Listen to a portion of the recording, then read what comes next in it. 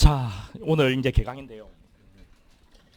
어떻게 쭉 공부해야 되는지 그 기본적인 어떤 내용들은 다 동일하니까 이제 오늘은 그런 내용들은 좀 생략할게요. 생략하고 여러분 그 이정표에 보면은 좀 얇은 책 있잖아요. 얇은 책. 이게 내 판서 노트거든요. 그 판서 노트인데 여러분 판서 이렇게 하면 좀 번거로워서 그냥 이렇게 했습니다. 예. 일단 그 맨 앞에 보면은 계획서가 있습니다. 계획서가. 그 헌법 할 때도 거의 봤던 계획서죠. 그러니까 그 기본이라는 것에 공통분모가 있어서 별반 다르지 않습니다. 여러분들 한번 읽어보시려면 읽어보시고요.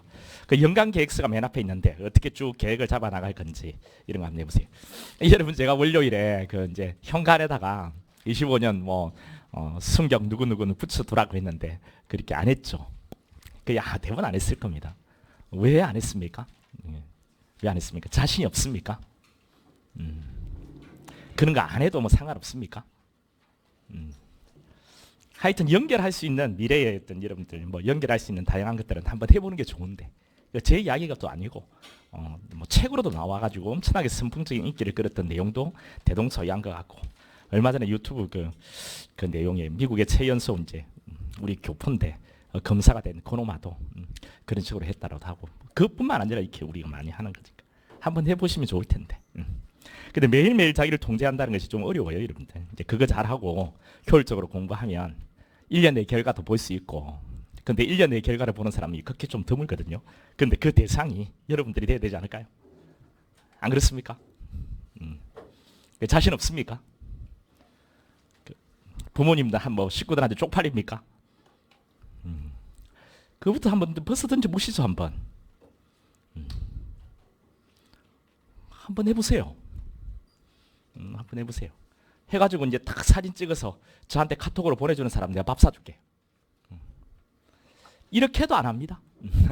안 합니다. 한번 해보세요. 저한테 연락 좀 받아가가지고 사진 찍어서 카톡 보내주면 내가 밥 사줄게. 제가 뭐 하려고 여러분 합격시키려고 하는데 저는 강선대 강요하면 되는데 제가 밥까지 사먹이면서 한번 해보세요. 한번 해가지고 한 1년 정도. 그 1년 내에 끝낸다는 건 진짜 어렵습니다. 보통 1년 내에 다 못 끝냅니다. 그래서 이제 여기에 경행 특채가 있죠. 경찰 행정학 특채. 그거 잘 판단하셔야 돼요, 여러분들. 잘 판단하셔야 돼요. 어떤 판단이 필요하냐면 내년 1차에는 시험이 없어요. 내년 2차 있죠. 그렇죠? 지금 시작하면 내년 2차 괜찮은 기간이거든요. 근데 그때 합격을 못하면 그 1년 뒤입니다. 근데 이제 보통 1년에 시험 한 번 있으니까 그렇게 해야 되는 거 아니냐. 보통 그렇게 해야 되는 건데 우리 시험이 1년에 2번 있다 보니까 상당히 여러분 흔들립니다. 내년 2차 합격 못하면 그때까지 실력을 쫙 끌어올려 두면 이 합격할 수 있겠다 이런 생각이 막 이제 들거든요. 그런데 이제 시험이 1년 뒤에 있고 한 몇 달 뒤에 한 6개월 뒤에 내년 1차가 있다는 거예요. 그 후년 1차가. 그럼 그때부터 이제 다시 범죄학을 잠깐 내려놓고 헌법을 다시 공부하는 경우들이 막 있더란 말이죠. 근데 거의 대부분이 그렇게 하는 것 같아요.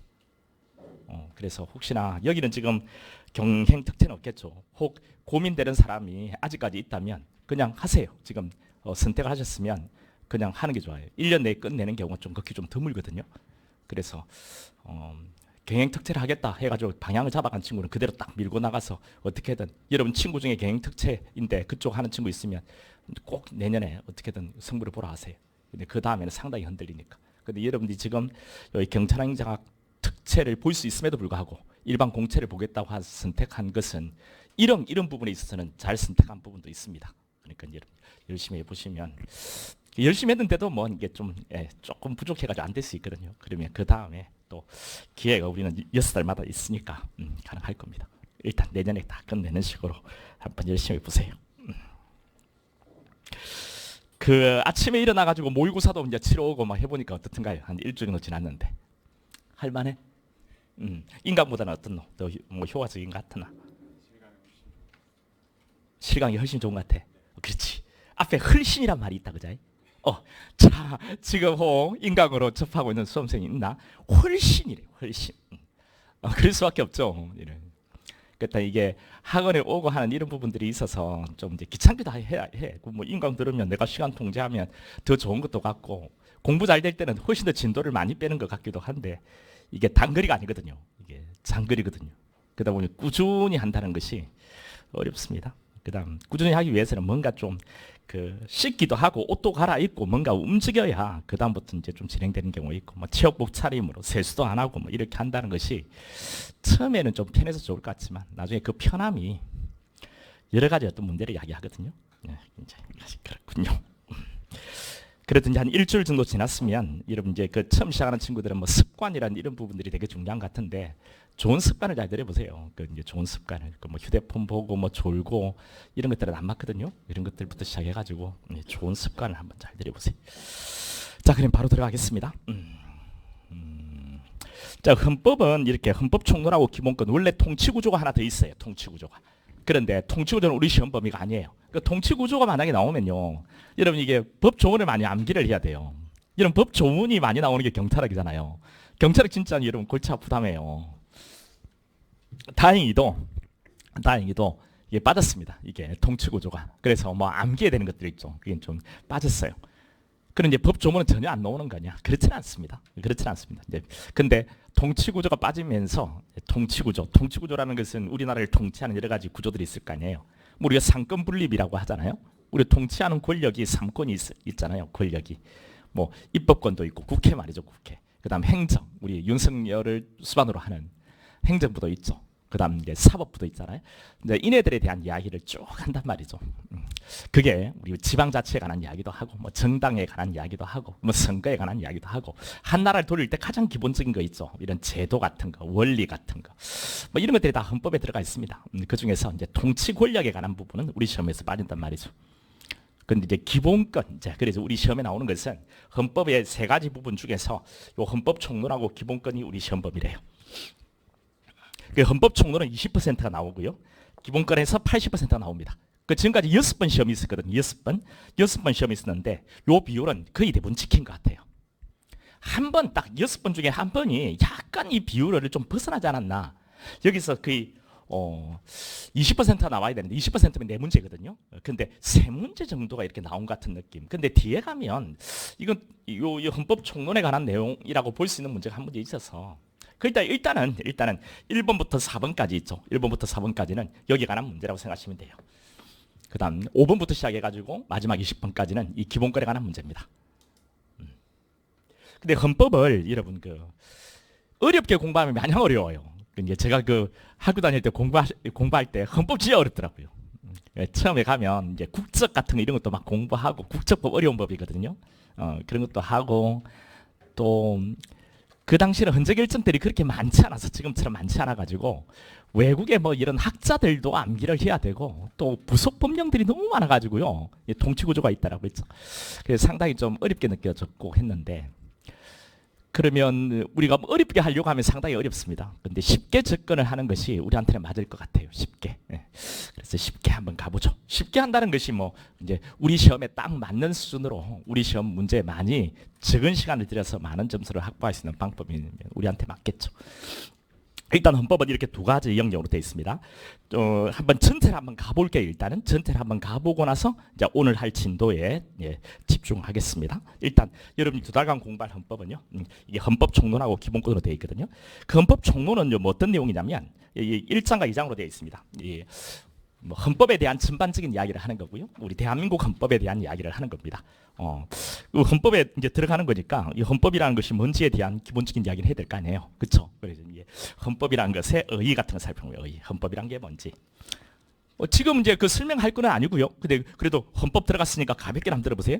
그냥 편하게 한번 들어보세요. 편하게. 헌법이라는 것은 한 나라의 최상위법이 헌법입니다. 그건 여러분 다 아시죠? 헌법이 있고 그 밑에 여러 가지 이제 법률들이 나오는 거죠.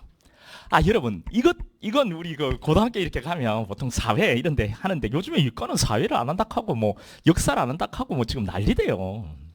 일단 맨 위에 있는 법이 헌법입니다. 법 체계 중에서 최고법이 헌법이고요. 최상위법이 그 밑에가 법률입니다. 법률. 국회가 만든 법률이 있고요. 근데 이 법률은 그 세세한 내용들까지 다 규율하기는 어려워요. 결국 이 법률이 있으면 이 법률을 갖다 쓰는 곳이 있거든요. 행정부도 이 법에 따라서 집행을 할 거 아니에요. 그 집행하다 보면 아주 세세한 부분들이 있어요.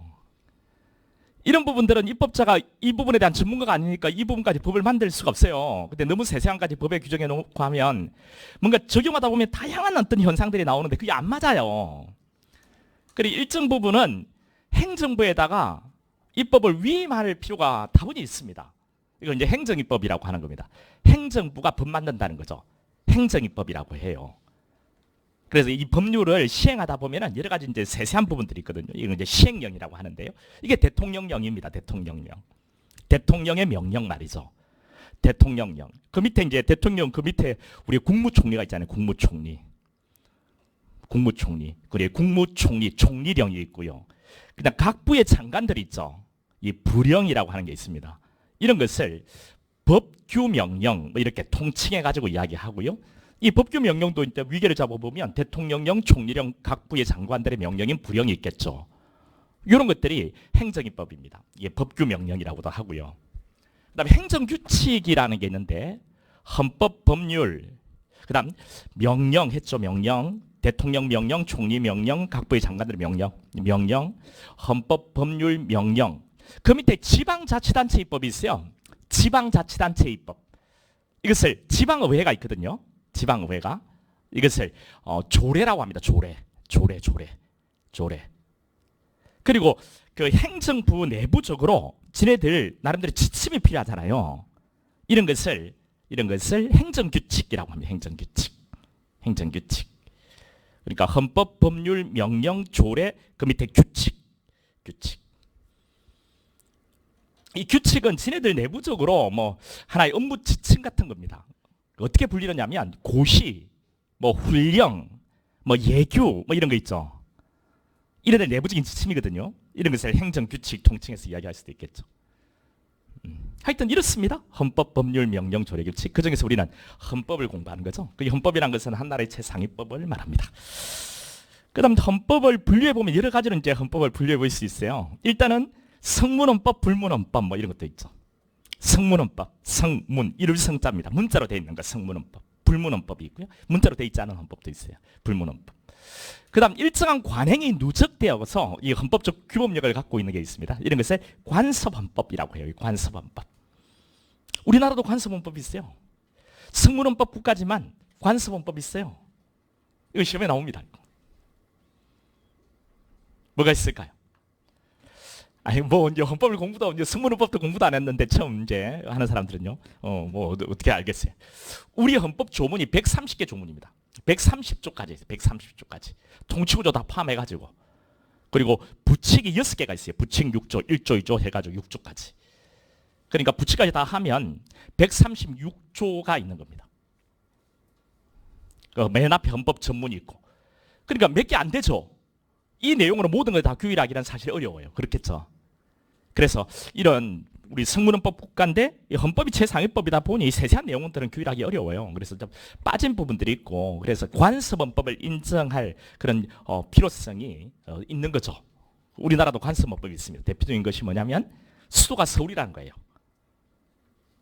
여러분 그 수도가 서울이라고 생각하시죠? 대구라고 생각하는 사람 없죠?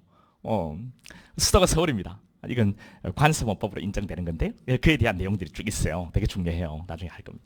일단 뭐 여기서 헌법을 분류해 보는 것은 그런 거 분류해 보는 겁니다. 또 뭐 여러 가지 어떤 기준들이 있거든요. 어떤 기준에 따라서 다양하게 이제 나눠 본다는 거죠.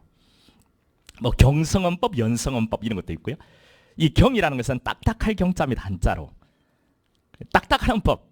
그다음 연성이라는 것은 연하게 이루어졌다는 거죠. 연성. 그 이제 가볍게 들어보세요. 그 어떤 말이냐면 경성은 딱딱하니까 개정이 잘 안 되는 겁니다. 그러니까 헌법을 바꾸기가 어려운 헌법 있죠. 이런 것을 경성헌법. 쉽게 바꿀 수 있는 그런 헌법을 연성헌법이라고 합니다. 그럼 우리 헌법은 뭘까요? 우리 헌법은 경성헌법입니다. 왜? 헌법 바꾸기가 상당히 어려워요. 문재인 정권 때 우리 지난 정부 말이죠. 문재인 정권 처음에 출범하고 나서 그 헌법 바꾸려고 했습니다. 결국 바꾸지 못했죠. 결국 바꾸지 못했습니다. 그만큼 어렵습니다. 우리 왜 어려운지는 나중에 이제 공부하면서 여러분 알게 될 거고요. 일단 헌법을 분류해 보면 그렇습니다. 그다음 헌법의 특성, 뭐 이런 것들은 넘어가도 될 것 같고요. 이제 헌법 해석, 헌법 해석. 헌법 해석 여기서 시험에 나와요. 그러니까 여기까지는 그다지 시험에 안 나오고요. 여기 이제 나오는 게 하나 있죠. 관습헌법. 그다음 이제 여기 넘어가서 이 헌법 해석 부분. 여기서부터 이제 본격적으로 기출을 딱 펼쳐보면 문제가 막 쏟아지기 시작하거든요. 헌법 해석 이건 헌법을 해석한다는 거죠. 사실은 보면은. 근데 헌법을 해석한다는 지금 잘 들으셔야 돼요. 이 내용들을 가지고서 나중에 이론에 들어가면 다 접목을 할 거거든요. 그래 처음부터 한번 잘 들어보세요. 익히 들었던 친구들도 한번 개념을 다시 잡아보세요. 헌법을 해석한다는 것은 말 그대로 헌법을 해석한다는 거잖아요. 근데 여기서는 헌법을 해석하는 것을 중점적으로 다루지 않고 법률 해석을 볼 겁니다. 법률 해석.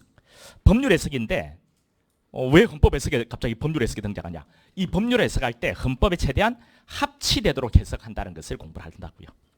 이것을 합헌적 법률 해석, 헌법 합치적 법률 해석, 다른 말로 합헌적 법률 해석. 이제 법률을 해석을 할 때 말이죠. 법률 해석할 때 이렇게 이 법률을 해석하면 법률은 국회가 만든 게 법률이라고 했습니다.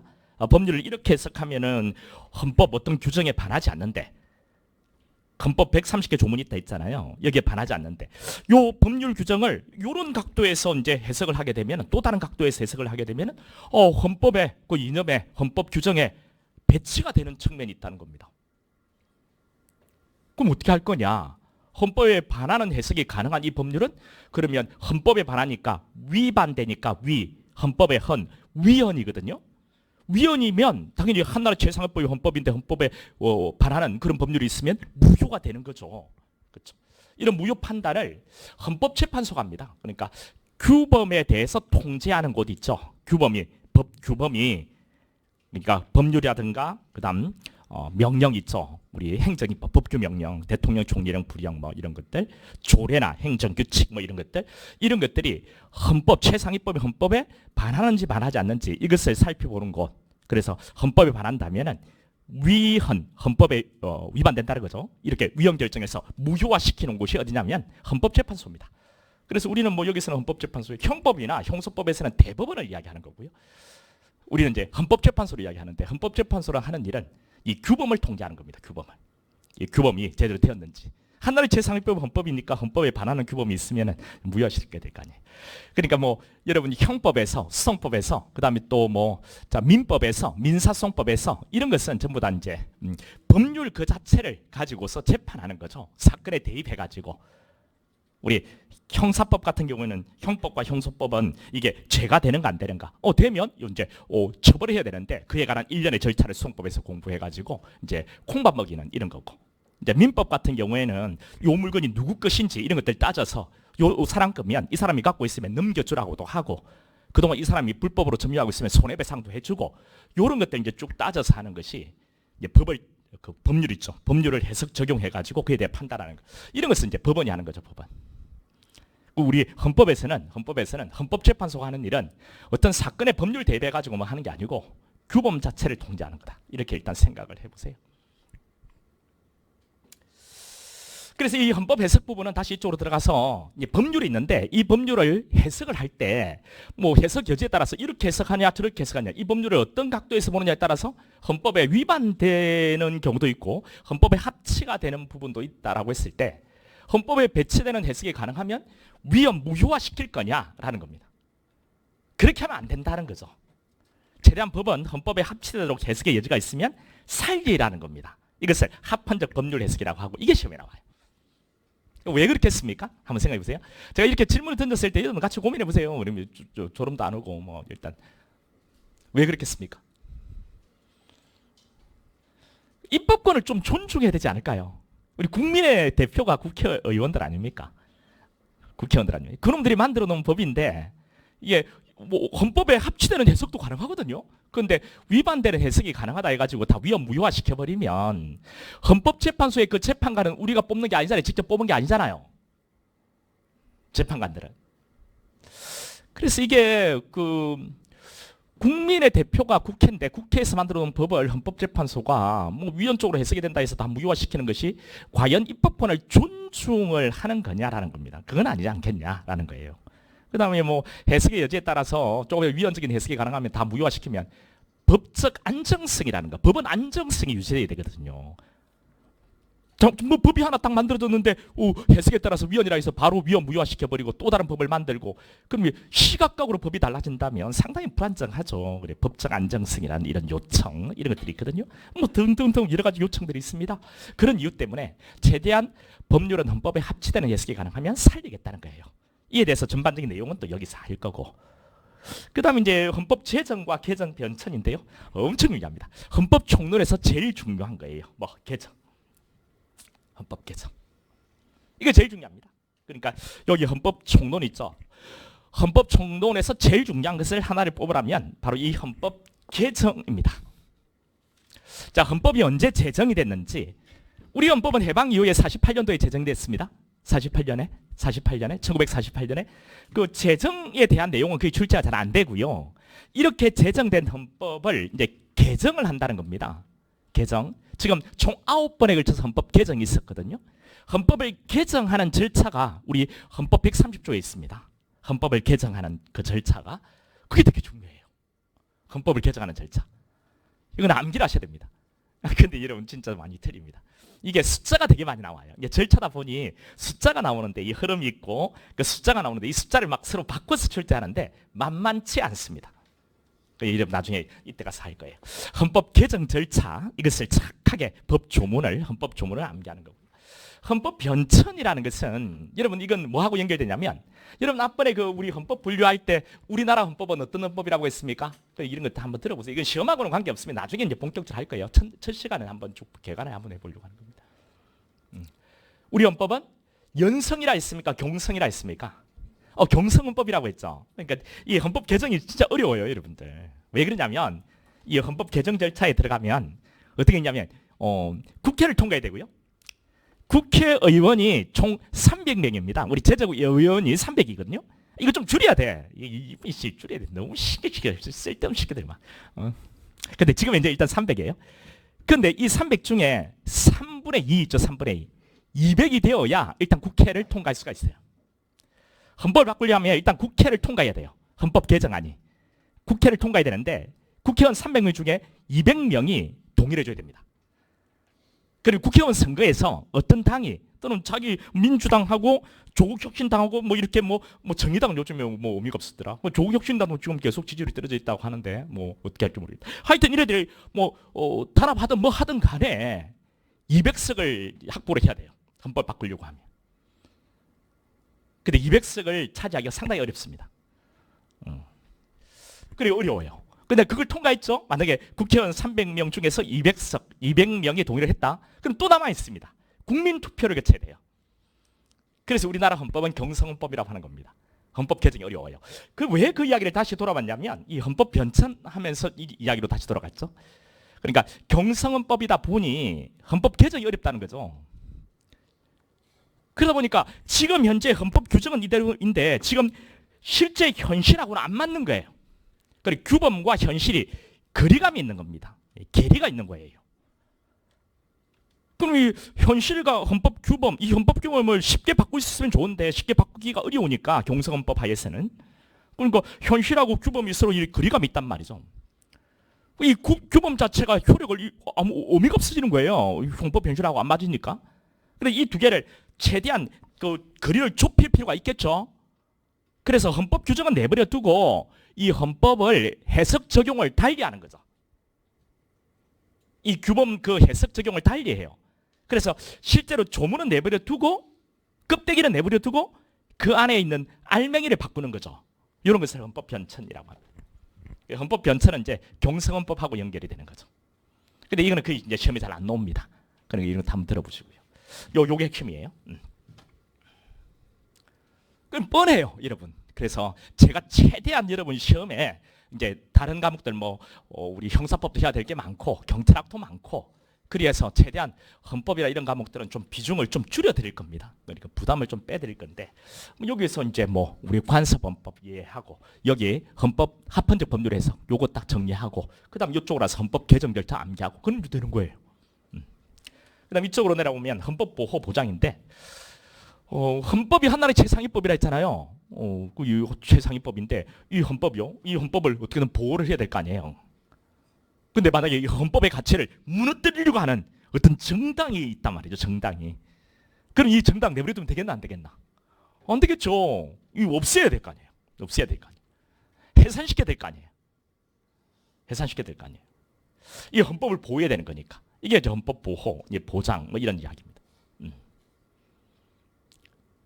그런데 뭐 이렇게 우리 헌법의 가치 질서 뭐 북한을 찬양하고 막 하는 이런 뭐 어떤 정당이 있고 북한의 어떤 이념을 추종하는 그런 정당이 있다면 지금 현 우리 법 체계 내에서 이거 그 정당을 없앨 수 있어요. 이게 위헌 정당 강제 해산 제도가 있거든요. 이런 것들은 법 제도가 있습니다. 그런데 그것도 통하지 않는다. 그러면 어떻게 할 거냐? 어떻게 해야 되겠어요? 국민이 들고 일어나야 되겠죠. 뭐 이런 것들이 이제 저항권입니다. 저항권. 뭐 이런 것들이 여기 나오는데 이게 출제는 뭐 다른 직렬은 들어댔습니다. 우리는 지금까지 3년 시험이 나왔거든요. 3년 총 6번. 아직은 나오지 않았습니다. 그러니까 향후 뭐 어느 시점에 한 번쯤 나올 수는 있겠죠. 근데 그 빈도가 높지는 않을 것 같습니다. 여기까지가 이제 헌법 전반적인 이야기고요. 그다음 대한민국 헌법으로 이제 들어가서 여기서는 어떤 내용이 있냐면 일단 제가 조금 전에 우리 헌법이 48년도에 제정이 된 이후에 9번에 걸쳐서 헌법이 개정됐다고 했죠. 9번에 걸쳐서. 그 9번에 걸쳐서 헌법이 개정될 때 뭔가 새롭게 바뀐 내용이 있을 거 아니에요. 이것을 물어봐요. 우리 시험에 물어보냐? 물어봅니다. 다른 직렬에도 물어보냐? 예, 다른 직렬은 왜 제가 다른 직렬 이야기하냐면 우리는 지금 3년밖에 안 돼요. 시험이. 우리 경찰에 헌법이 들어온 지가. 그러니까 우리한테 주로 물어보는 영역들 이런 것들은 3년이면 아직은 좀 부족해요. 그러니까 이거 A급이다 이렇게 이야기하기가 형소나 헌법이나 이런 것들은 가능해요. 경찰학이나. 왜? 그동안에 한 10년 넘게 출제가 됐으니까. 근데 이 3년 정도를 가지고는 내가 아무리 분석을 해봐도요. 이건 안 돼요. 근데 지금쯤은 서서히 우리가 출제가 될 때 2번에 걸쳐서 출제되는 것들이 있습니다. 지금 총 6번 시험에 3년 동안 6번 시험에 2번에 걸쳐 출제된 내용들이 들어 등장을 해요. 이제 이것들은 조금 더 가면 3번, 4번 이렇게 될 겁니다. 그래서 이 분석할 때 제일 좋은 어떤 연도는 제가 보니까 한 10년이면 딱 좋아요. 10년이면 긴 것 같죠? 아니 순식간이에요, 여러분. 한 10년 정도면 틀림없이 분석이 돼요. 이게. 근데 지금 이제 일단은 우리가 3년밖에 지나지 않았고 총 6번 시험 있는데 한 4년, 내년 정도 가면 더 분석이 잘 될 것 같고요. 한 5년 이렇게 가면은 좀 가능성이 있어요. 그래서 10년 가면 거의 완벽한 분석이 가능한데 그렇지 않아도 한 5년 정도 가면. 근데 지금도 일단 3년밖에 지나지 않고 총 6번 시험이지만 2번에 걸쳐 출제되는 지문들이 등장을 하거든요.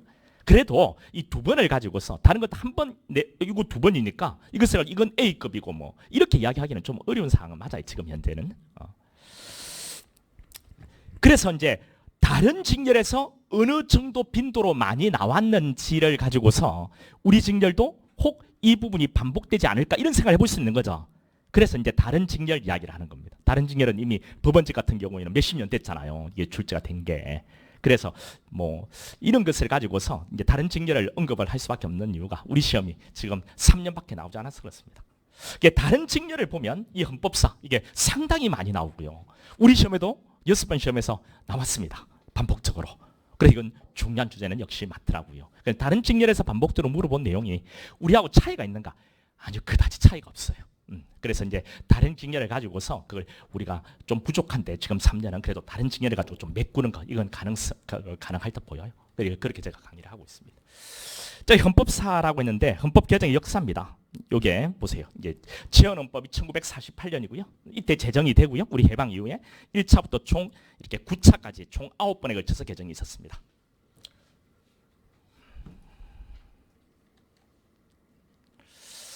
여러분 1차, 2차 있죠. 그 1차, 2차 건국헌법, 지헌헌법부터 1차, 2차 그리고 3차, 4차 그리고 5차, 6차 7차, 8차, 9차 자 이렇게 왜 이렇게 제가 묶었냐면 이제 공화국 이야기를 잠깐 하려고 그래요. 공화국. 지금 현재는 6공화국입니다. 6공화국. 그 위에 그 이전에 우리 전두환 정권 있죠. 전두환 정권 이게 5공화국이고요. 그 위에 이제 박정희 정권이요. 박정희 정권 때 4공화국이 있고요. 3공화국이 있고요. 3040 박정희입니다. 그 위에 2공화국이 있고요. 1공화국이 있습니다. 자, 이렇게 공화국은 총 6번에 걸친 공화국 바뀜이 있었어요. 그리고 공화국을 나누는 기준은 뭐냐? 뭐 헌법 개정은 9번, 뭐 개정되면 1차 개정, 2차 개정 이렇게 하는 거고, 이건 뭐 구분 기준이 뭐 법이 바뀌면 뭐 개정이니까. 근데 공화국을 나누는 것은 그 기준이 뭐냐라는 거예요. 공화국을 나누는 기준은 통치 권력에 중요한 변화가 생기면, 통치 권력에 한 나라를 통치하는 권력에 변화가 크게 생기면 이제 공화국이 바뀐다고 보통 이야기를 합니다. 법 조문에 이런 경우에 공화국이 바뀐다 이런 규정은 없어요. 그러니까 이제 학자들이 이야기하는 겁니다. 공화국을 나누는 일반적인 기준. 학자들마다 좀 차이가 있는데 통치 권력에 중요한 변화가 생기면 공화국이 바뀐다고 생각을 하면 거의 학자들의 어떤 생각, 거의 공통부모를 끌어와서 이야기한 겁니다. 1차, 2차까지는 우리 건국헌법 1차, 2차까지는 대통령제입니다. 대통령제. 이승만 말이죠. 그러다가 이제 하야하고 의원 내각제로 바뀝니다. 의원 내각제로. 대통령제, 의원 내각제 이러면 그런 거 뭐 들어보셨잖아요. 그 뒤에 다시 대통령제로 옵니다. 근데 의원 내각제, 대통령제 이런 것은 우리 시험 범위가 아니에요. 이거는 통치 구조에 관한 이야기거든요. 우리 시험 범위가 아니거든요. 그래서 가볍게 이건 들어보시면 됩니다. 이 다시 대통령제로 들어옵니다. 아주 강력한 대통령제거든요. 이 천재적 대통령제라고 합니다.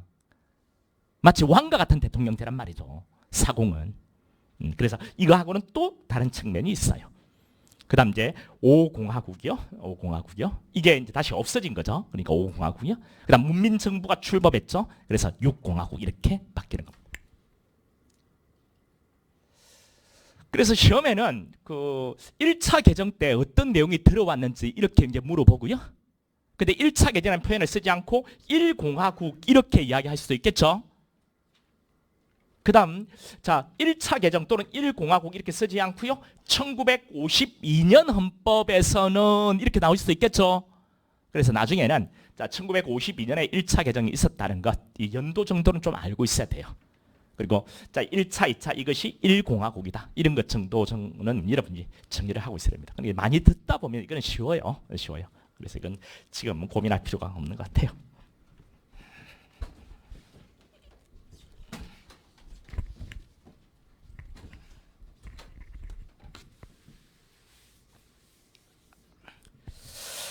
자, 이 내용이 이제 헌법사 이야기입니다. 헌법사. 해당 부분에 가면 여러분 제가 좀 암기하라고 할 겁니다. 근데 기본에서는 암기를 하라고 하지 않습니다. 이건 암기로면 까먹어요. 그래서 이건 시험 남겨놓고 한 달 전쯤에 여러분이 그때 암기를 하셔도 될 것 같아요. 그 다음 대한민국의 국가 형태와 구성 요소가 두 번째 나옵니다. 우리 대한민국 헌법에서 대한민국 국가 형태하고 구성 요소요. 대한민국의 국가 형태가 여러분 뭔지 아십니까? 응? 몰라요. 대한민국의 국가 형태. 헌법 1조에 있는 건데 130조 중에서 맨 처음 1조. 대한민국은요? 민주공화국 아니면 민주공화국.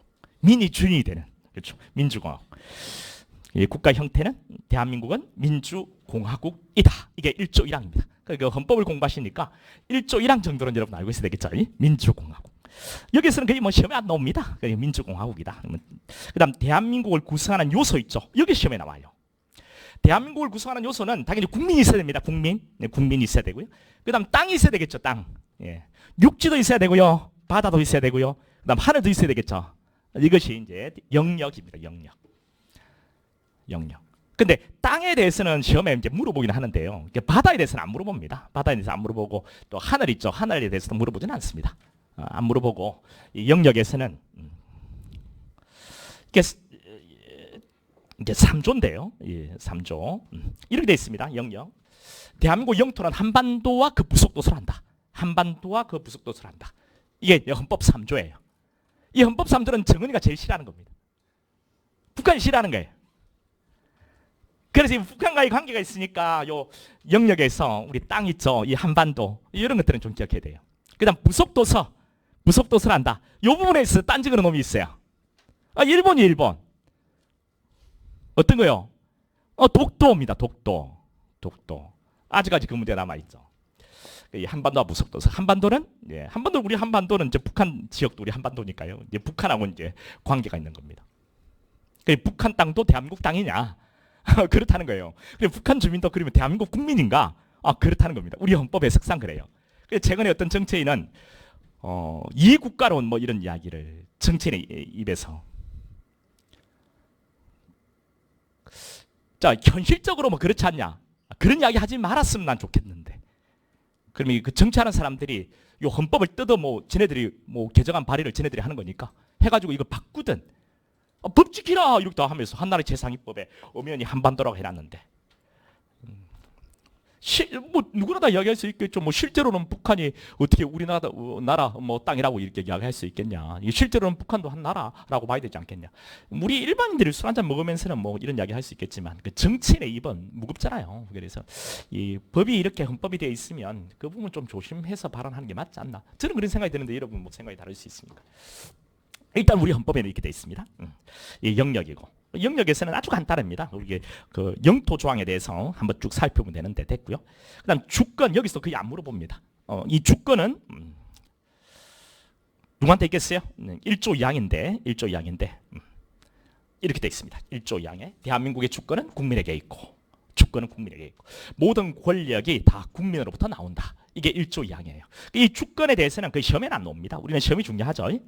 그래서 주권도 필요 없고 그러면 네가 이 대한민국의 구성 요소에서 시험에 나오는 게 있다라 하지 않았냐라는 겁니다. 있죠. 이게 국민입니다. 국민. 이게 제일 중요합니다. 그 영토 조항도 좀 알고 있어야 되는데 북한과의 관계에서 근데 이 내용은 너무 적어요. 양이. 그래서 잠깐 한 10분, 20분 정도 보면 뭐 이건 안 틀립니다. 근데 국민은 달라요. 국민. 헌법 2조인데 헌법 2조에 이렇게 돼 있습니다. 1항에 대한민국의 국민들의 요건은 법률로 정한다. 법률로 정하라고 돼 있어요. 법률로. 이 법률이 그냥 법률로 정하라고 헌법에서 이야기했기 때문에 이걸 헌법에서 입법자에다가 위임을 한 겁니다. 법률로 정해라. 헌법에서 명시적으로 법률로 정하라고 했죠. 국회에서 법을 제정 안 하면 어떻게 되겠습니까? 헌법에서 법률 정하라고 했는데 이것을 명시적으로 거부하면요. 위헌입니다. 헌법 위반되는 거예요. 그런 일은 안 하겠죠. 당연히 국회에서. 이미 제정했겠죠. 그게 국적법입니다. 국적법. 이 국적법이 어렵습니다. 국적법이. 그러니까 국적법에서 출제가 돼요. 여기에 요 내용은 이제 뭐 보진 않을게요. 여기 이제 국적법인데 이 국적법에 대한 내용이 상당히 좀 어렵다고 했죠. 근데 우리 시험에 벌써 출제가 됐습니다. 6번의 시험이 있었는데 그 중에 2번에 걸쳐서 출제가 됐어요. 앞으로 계속 반복될 겁니다. 자, 이게 끝나고 나면은 그 다음에 이제 우리 지금 여기까지 왔죠. 대한민국 헌법에서 먼저 헌법사, 우리 헌법 개정의 역사를 보고요. 그 다음 국가 형태 이런 것도 쭉 보고요. 그 중에서 요게 시험에 나온다고 했죠. 요게 국적에 대한 국적법 내용. 그 다음 나오는 것은 이겁니다. 헌법의 기본 원리예요. 헌법의 기본 원리. 우리 헌법의 기본 원리, 기본 원리. 일단 헌법의 기본 원리가 이 헌법 전문을 통한 이런 말이 나오죠. 우리 헌법은 130개 조문이 쭉 나야 되는데 그 맨 앞에 1조 앞에 헌법 전문이라고 있습니다. 아주 길게 한 문장으로 되어 있는 문장이 있어요. 이게 이제 헌법 전문인데 이 헌법 전문에서 우리 헌법의 기본 원리를 이야기하고 있거든요.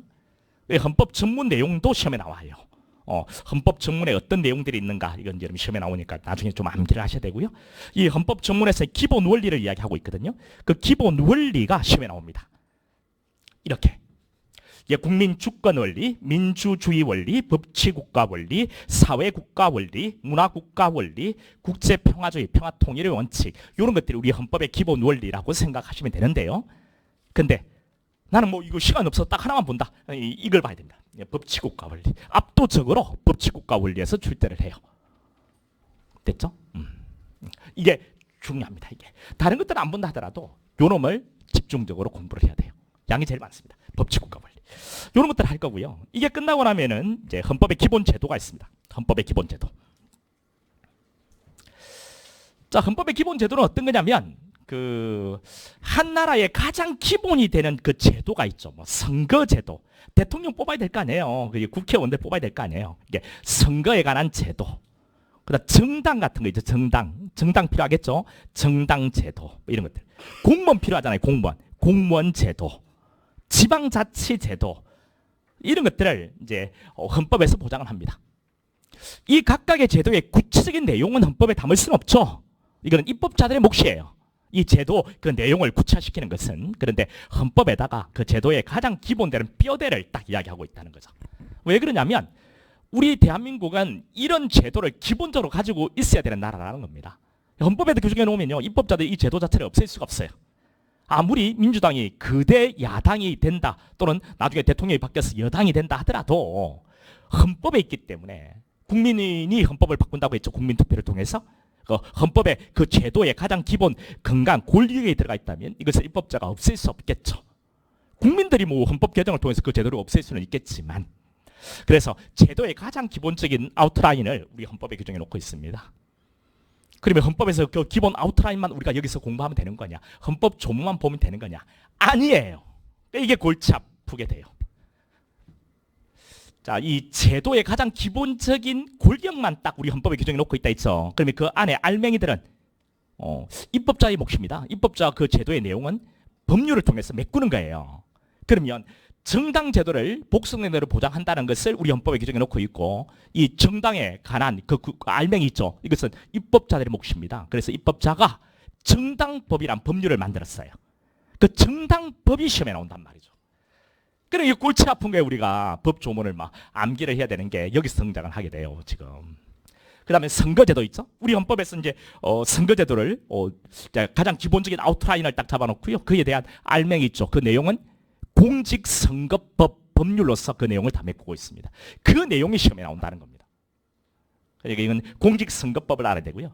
공무원 제도를 우리 헌법에서 딱 한두 줄로 보장을 하고 있죠. 아웃라인을. 그러면 그 안에 들어가 있는 내용들 있죠. 이거는 국가공무원법 있죠. 이 국가공무원법, 이 법률로 그 안에 있는 내용들을 다 메꾸고 있거든요. 이 국가공무원법을 알아야 되는 겁니다. 네, 지방자치제도, 다행히 지방자치제도가 지금까지 시험에 안 나왔습니다. 이제 내년까지 기다려도 지방자치제도가 시험에 안 나오면 저는 이건 아주 비중을 그냥 낮추려고 해요. 일단 지금 3년 동안 총 6번 시험에 이게 아직 안 나왔습니다. 이게 내용이 좀 돼요. 그래서 안 나오는 게 좋아요. 근데 만약에 내년에 등장하면 우리 다시 이제 꼼꼼히 좀 볼 수밖에 없습니다. 일단 지방자치제도, 이 지방자치법 내용을 알아야 되거든요. 그래서 이 제도 보장 쪽으로 가면 이거는 뭐 할 필요가 없겠고요. 이렇게 들어가면은 여러분 법 조문을 좀 하셔야 됩니다. 그래서 법 조문 중에서 모든 법을 다 할 수는 없고요. 시험에 나오는 가장 중요한 조문들만 몇 가지 추려가지고 여러분 보게끔 해드릴 겁니다. 됐죠? 요거 시험에 나왔고요. 정당제도 2번에 걸쳐 시험에 나왔습니다. 선거제도 1번에 걸쳐서 나왔고요. 공무원제도도 1번에 걸쳐서 나왔습니다. 요놈들은 다 나왔습니다. 요놈이 아직 안 나왔단 말이죠. 됐죠? 이렇게. 여기까지가 뭐라고요? 이 내용들을 우리가 쭉 공부할 건데 이게 헌법 총론 이야기입니다. 헌법 총론. 여기서 20%총 4문제가 나와요. 4문제가. 그 다음 이제 이 기본권입니다. 이 기본권에서 이제 80%가 출제되거든요. 실제 그 비율은 그대로 유지되고 있습니다. 이 기본권이 중요합니다. 기본권이. 기본권은 그래도 스토리가 좀 있어요. 어떤 규범을 우리가 통제한다 했는데 어떤 법이 있으면 이 법에 대해서 헌법재판소가 판단한 그런 내용들이 있어서 이거 이해를 해주면 머릿속에서 그래 좀 머뭅니다. 이게 바로 날아가지 않고. 그래서 우리는 기본권이 중요하기도 하고 이것은 이해를 통해서 가지고 있어야 되고 그래서 요 내용부터 우리가 먼저 할 겁니다. 알겠죠? 그럼 잠깐 지금 한 47분 정도 제가 강의를 했거든요. 한 10분 정도 쉬었다가 이 기본권에 대한 전반적인 이야기를 잠깐 좀 하고 그리고 오늘 진도를 들어가도록 하겠습니다. 10분 뒤에 보죠.